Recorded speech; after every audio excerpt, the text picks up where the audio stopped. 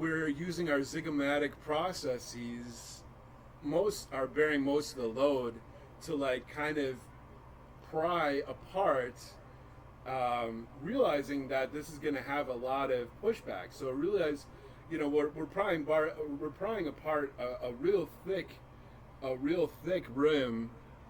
I don't know, like, yeah, if you look at how big this is compared to most of your standard mouthpieces, you've got quite a difference.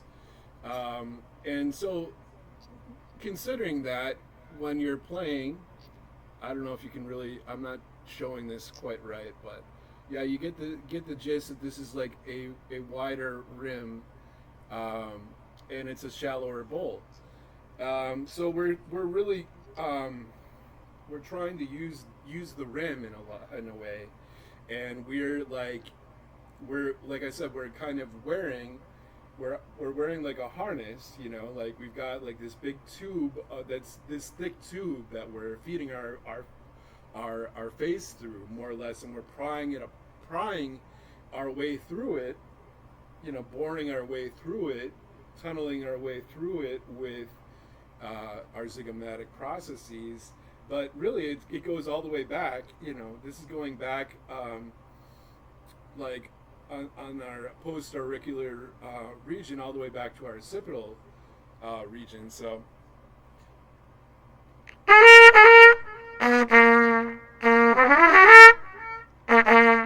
and we definitely want to incorporate the lateral edges of our ears. So really, it coats. This wide rim kind of feels like it coats us.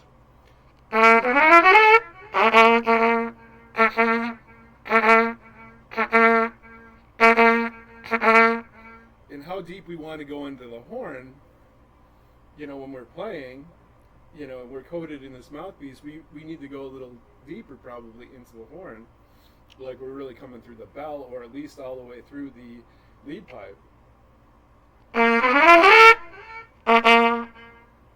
And he does a lot of these riffs.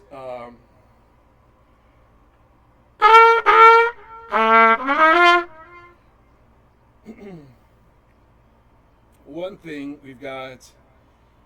we start with a C, the tonic. We're going into the tonic from exactly a third below, so a seventh.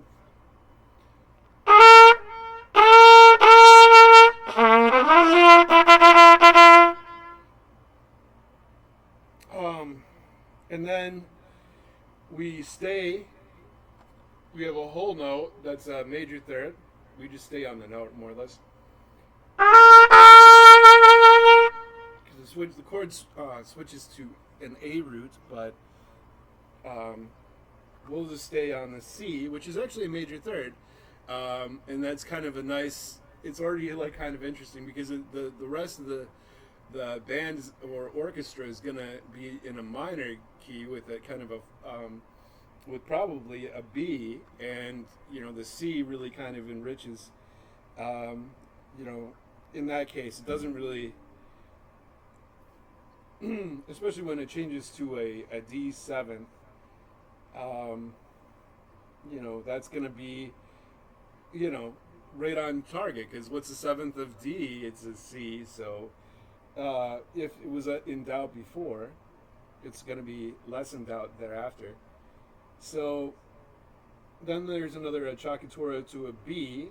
Well, we're on a G minor ninth, and what's a ninth? It's a it's really like a second. So from an octave above.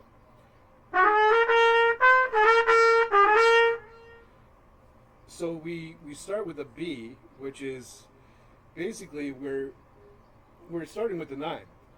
Yeah, we're starting with the ninth, but we're just using it for the acciaccatura purposes, just to get to the major third to help us enjoy it.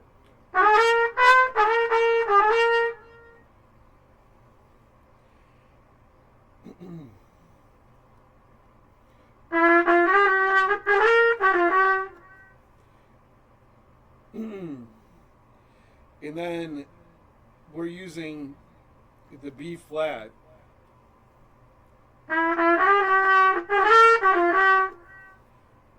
This is kind of like we're playing a G minor ninth going to a C13, and then we're really like kind of illustrating everything based on A, the A note. Like we start at, we G, even though we're in a G minor, uh, we we start tonic and then we go. We hit our A, and then we're basically doing a almost like a trill on A.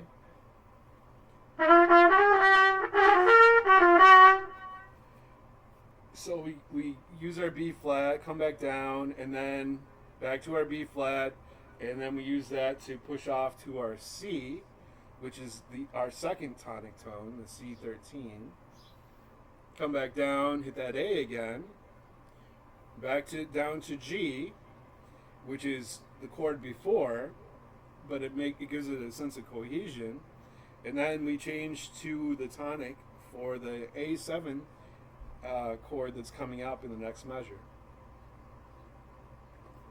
But oftentimes we want to start either on the ninth or the seventh of the note. We start on the tonic, the ninth, or the seventh, even if it's just in a ciaccatura or something like that, to be able to boost into the note. Usually we're going to boost into the tonic or the major third. So that's just a few thoughts on Clifford.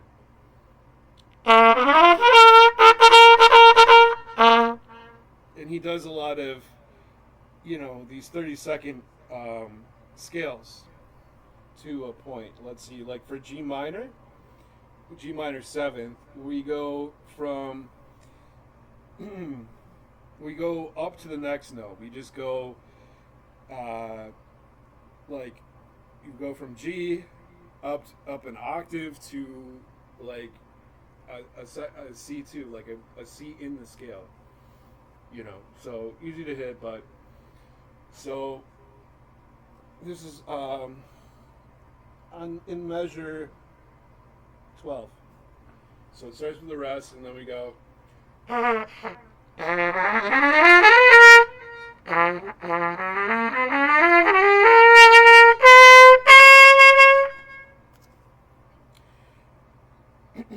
So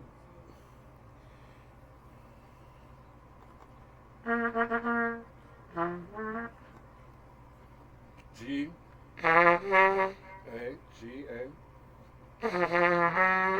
B flat, C, D,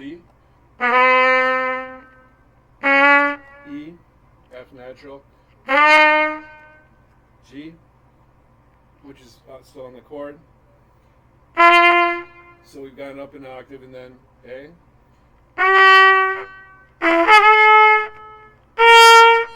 And we hit that just in time for our next note, which is the C13 chord for the whole band or orchestra. And then we raise that by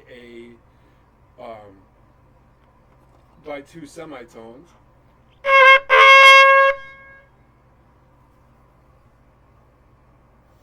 So we're doing. Oh no, we want to do just a one half, and then we raise it by two semitones. So it goes sharp, and then it's so. So if we're going 1 E and a 2 E and a 3 E and a 4 E, and then we got to double that. So.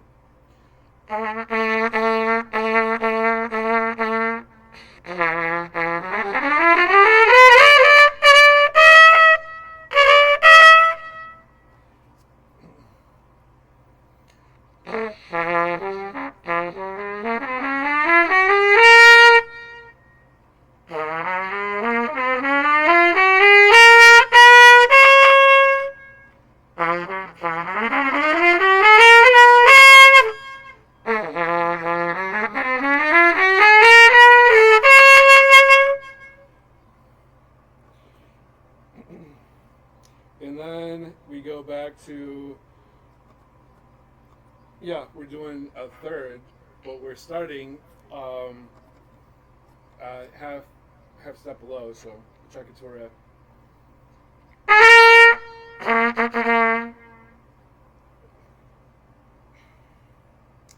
So stuff like that.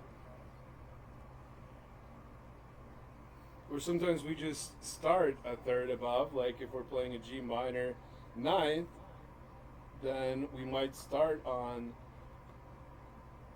the, in this case, well, yeah, it starts on the third.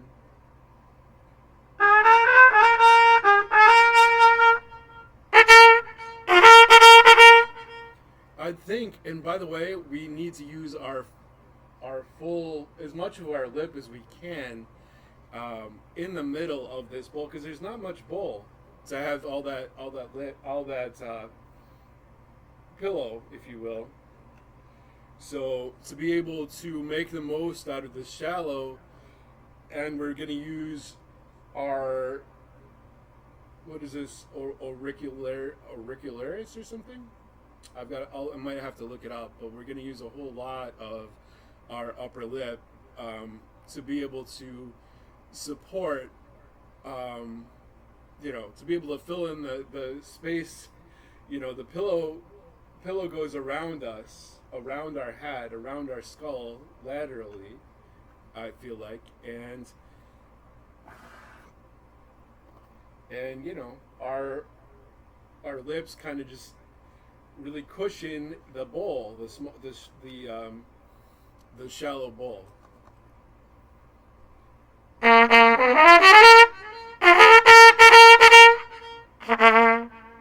And we still want to always, I think we always lift in a vertical direction, but it's not really, like how everything's kind of crested with Lee Morgan. With him, we're more, just like Chet Baker, we're towards the back, just a general radiation above the head.